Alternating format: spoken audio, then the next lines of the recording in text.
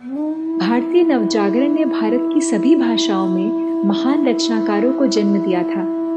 नए भारत का निर्माण वो महान लक्ष्य था जिससे लेखकों की वो पूरी पीढ़ी संचालित थी। प्रसाद का साहित्य इसी भारतीय नवजागरण का उज्जवल स्वर है। इस साहित्य में नए भारत, नए मनुष्य और नए समाज की प्रेरणा है। प्रसाद की आरंभिक काव्य रचनाएं ब्रजभाषा में थीं। ये रचनाएं चित्राधार में प्रकाशित हुईं। हिंदी खड़ी बोली का विस्तार एक भाषा से बढ़कर राष्ट्रीय चेतना के माध्यम के रूप में हो रहा था। प्रसाद ने युग की इस प्रेरणा को अपने आगामी काव्य यात्रा में गूंथ दिया। उनकी कविता एक नए स्वतंत्र, सशक्त, संवेदनशील व्यक्ति के निर्माण की कविता है।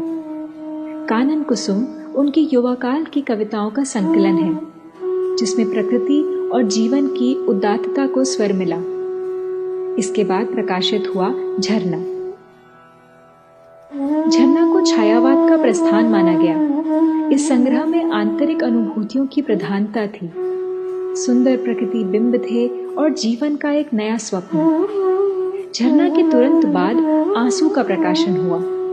आंसू के बारे में समीक्षक ने लिखा, हमारा पूरा युग उसके प्रभाव में बह गया। आंसू में भावना और संवेदना का अनूठा संसार था। प्रेम और विरह की इतनी गहरी कविता विश्व भर में कम ही लिखी गई है। आंसू कवि के मन का प्रतिबिंब था।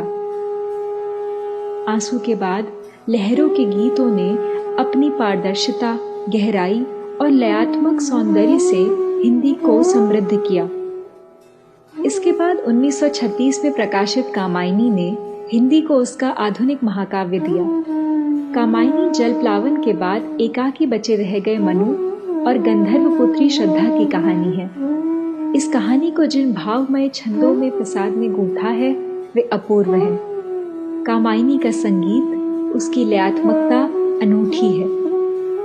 उसके चरित्र, उनका मन, उनकी भावनाओं व संवेदना का चित्रण जिस काव्यात्मक दक्षता और उत्कृष्टता के साथ हुआ है वो अप्रतिम है। प्रसाद कवि थे, नाटककार थे, कथाकार और उपन्यासकार थे।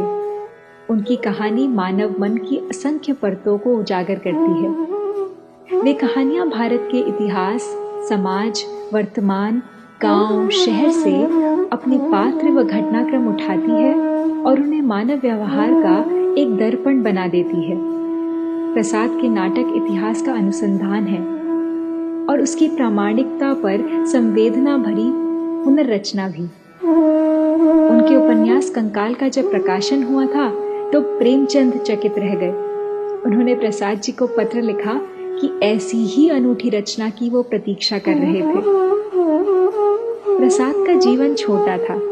वे 47 वर्ष 9 माह की आयु जीकर दिवंगत हुए। इस छोटे से जीवन में उन्होंने साहित्य रचा वो विराट था। उसकी भाषा का रूप, उसके भावों का संसार, उसकी संवेदना का विस्तार, सब कुछ अनूठा